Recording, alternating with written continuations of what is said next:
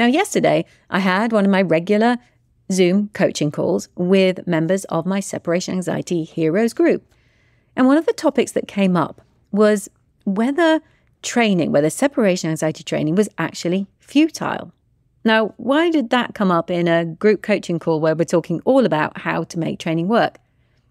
Well, it was because we were discussing the fact, and I was fully transparent about this, that while gradual exposure to alone time, which is the method that I use, it's a tried and trusted method, while it works for the vast majority of dogs, a really good number of dogs, there are some dogs who just don't respond to that type of training. In fact, they just don't respond at all, and they end up never recovering from separation anxiety. Don't despair. You're listening to this and you're thinking, oh my goodness, that's my dog.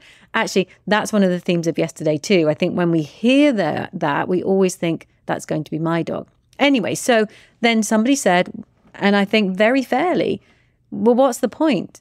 If my dog is going to be one of those dogs that's not going to recover, am I just wasting my time?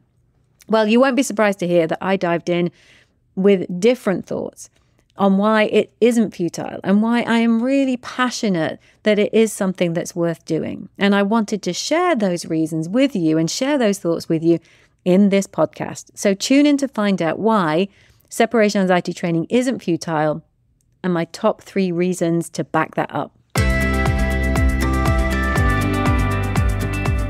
Hello and welcome to the Be Right Back Separation Anxiety Podcast. Hi, I'm Julie Naismith, dog trainer, author, and full-on separation anxiety geek.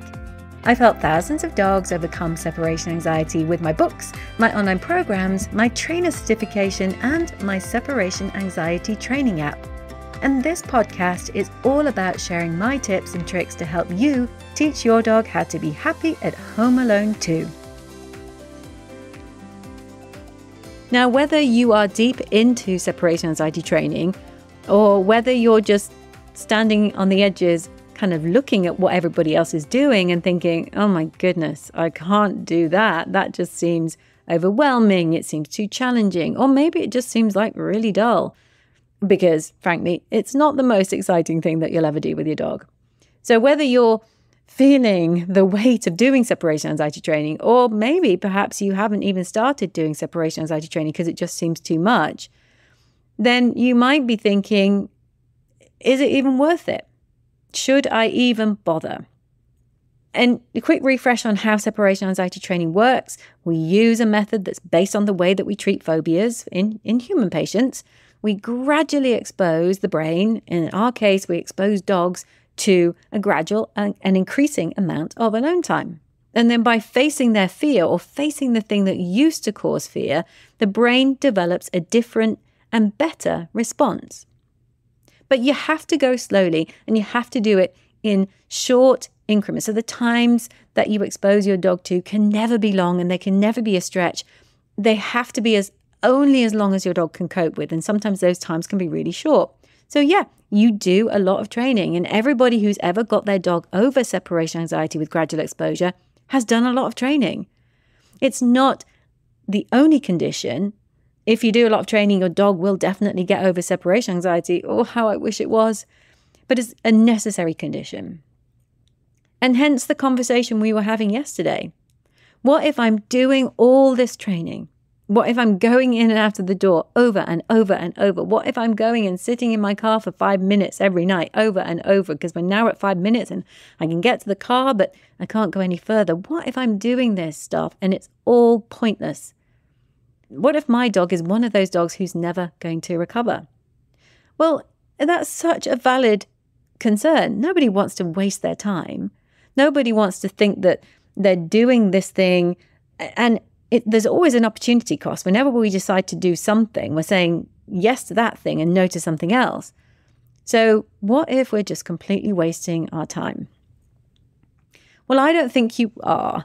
But if you've ever found yourself having these thoughts, let's just go through 3 reasons why you're not, and why it's not a futile effort, but also why it's okay to think that.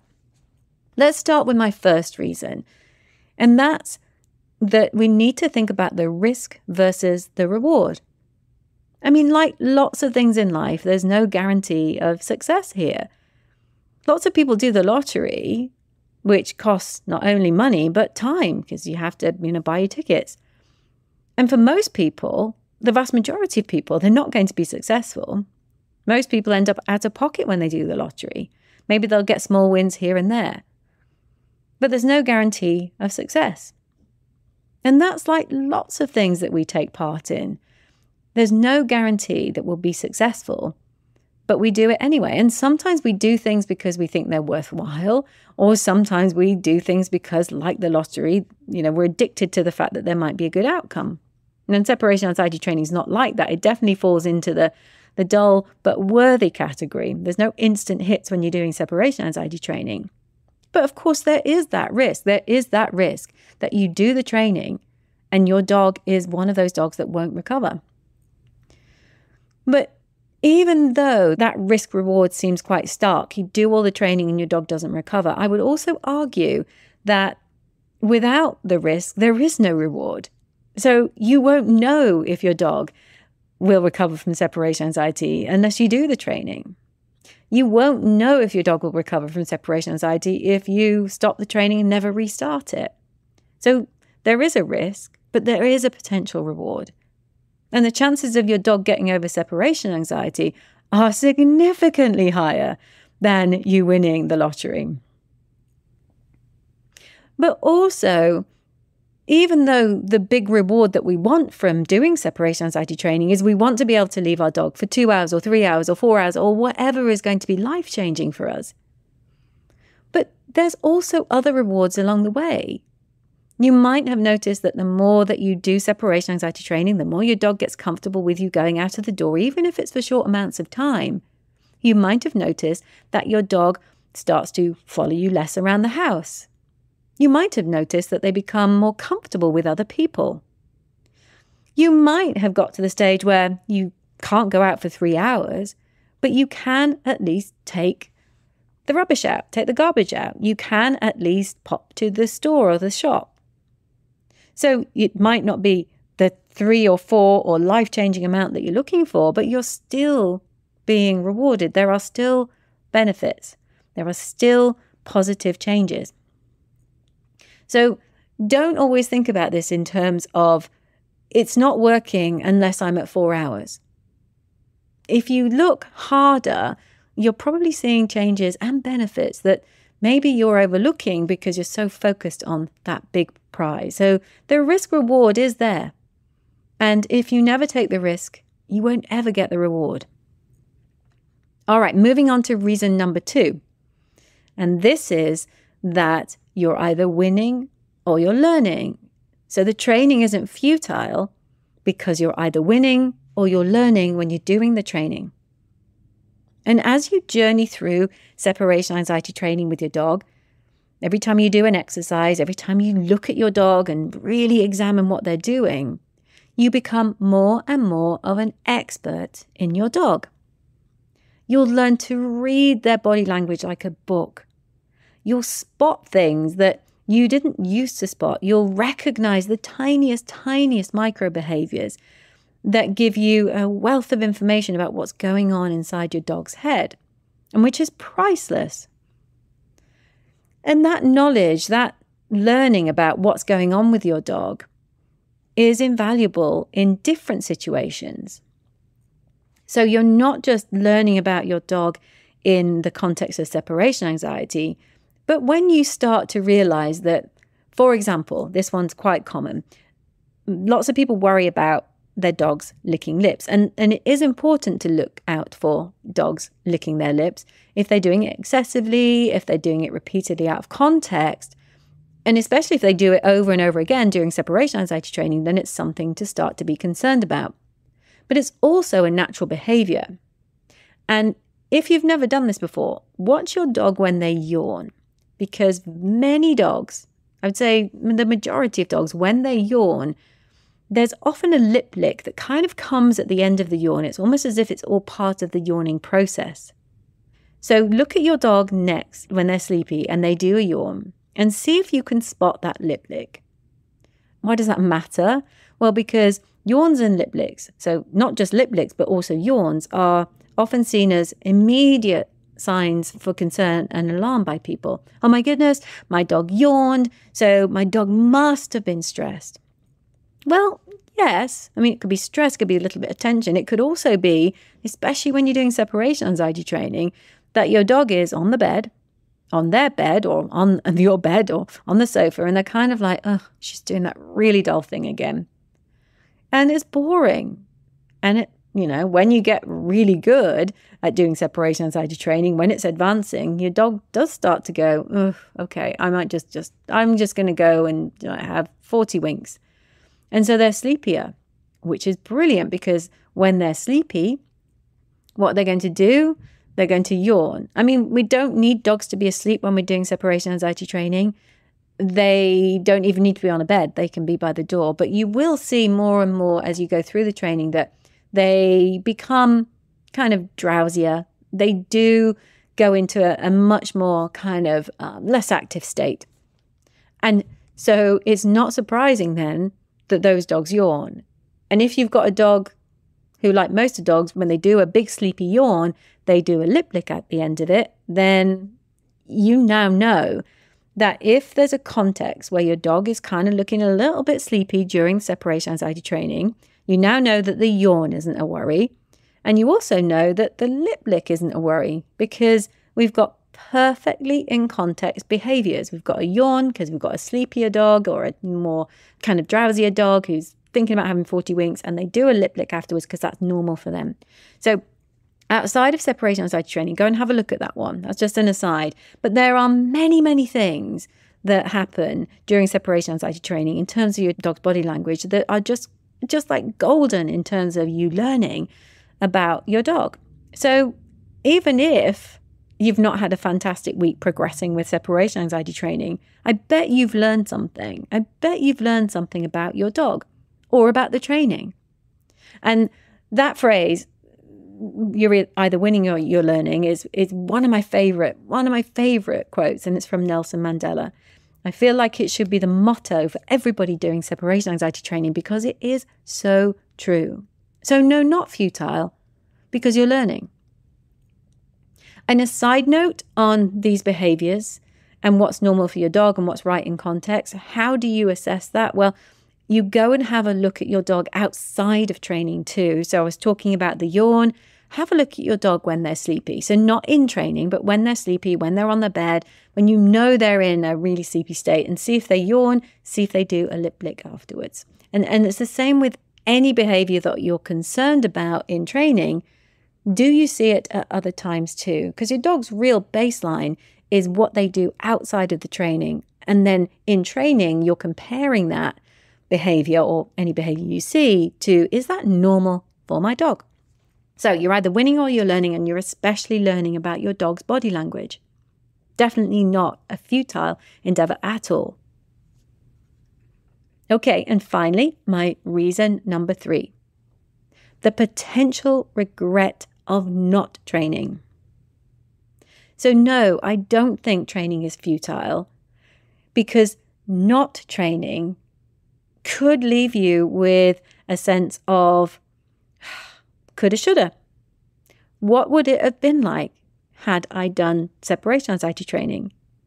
And I tell you, I work with lots of people who think about doing the training, and then maybe they don't get to it, or they were going to do it this week, but something happened, and then another thing happened, and a year later, they still haven't done the training. But then they start the training and they start to see progress. And it's very motivating, and everybody thinks, oh, I wish I'd started sooner. So there's always a downside to not doing something. So even if you're in that moment where you're thinking, oh, am I wasting my time doing separation anxiety training? How would you feel if you just didn't do it at all? Wouldn't you feel like things could be different? Wouldn't you feel like you might be making a change with your dog? And the way that our brains work, often we regret the chances we didn't take more than the ones we did. And even if we didn't succeed when we did that thing, when we took that chance, then we often feel regret, we feel a kind of a nagging doubt or a thought in our head that says, there's a little voice in our head saying, oh, what would it have been like if I'd started training 6 months ago or a year ago? Where could my dog be now? So we always tend to regret things that we haven't tried. That means that you don't want to let the fear of futility or the fear of failure prevent you from trying to get your dog over separation anxiety. I know it's a lot of work, and I know that we all have a very, very limited amount of time. So if you're really, really worried about this becoming a futile exercise, and if I haven't convinced you with my 3 reasons today that it really is worthwhile, what if you didn't train as much? What if you pegged it back? What if you made the investment in training less than you currently invest in training? What if you reduce the number of days you trained? What if you reduce the amount of time that you trained for? At least that way, if you're worried that you're wasting your time, you're spending less time doing the training. Now, of course, we do need to do a lot of repetition to get dogs over their fear of being left. We have to change that association that being left is scary, and we do that by repeatedly sending a new message. It's okay, you handled it. We do that by going in and out of the door. But you can do less. So if you're doing 5 times a week and you're really going for it and you're feeling just like it's too much, do less. Do a little bit. And then that might make you feel like you're not wasting as much time. I still don't think you are wasting time, but if you're feeling like you're wasting time, maybe that will help. So next time you feel that way, next time you think this is pointless, it's futile, come back and listen to these 3 reasons. Because I promise you, if your dog does get over separation anxiety, it is the best feeling in the world. I mean, my boy has been recovered for some time now, and I still get a thrill. I can still feel joy when I come back through the door and I realized he hardly even noticed that I'd gone. And then when he wakes up and he's like over the moon and he can't wait to see me, that fills me with joy as well. But the coming back to a dog who really wasn't bothered that you left, when you had a dog with separation anxiety and you can now come back to a dog who can be left, that never ever gets old. And I want that for you so badly. Okay, that's it for today. Thank you so much for joining me. I know you've got lots of options when it comes to podcasts, but I hope this has helped. Good luck with your training, and I'll catch you online soon. Bye for now. Thank you so much for listening to this episode of the Be Right Back Separation Anxiety podcast. If you want to find out more about how I can help you further, head over to julienaismith.com. Meanwhile, if you enjoyed listening today, I would love it if you would head over to wherever you listen to your podcasts and consider rating my show. Thanks so much. Good luck with that training, and bye for now.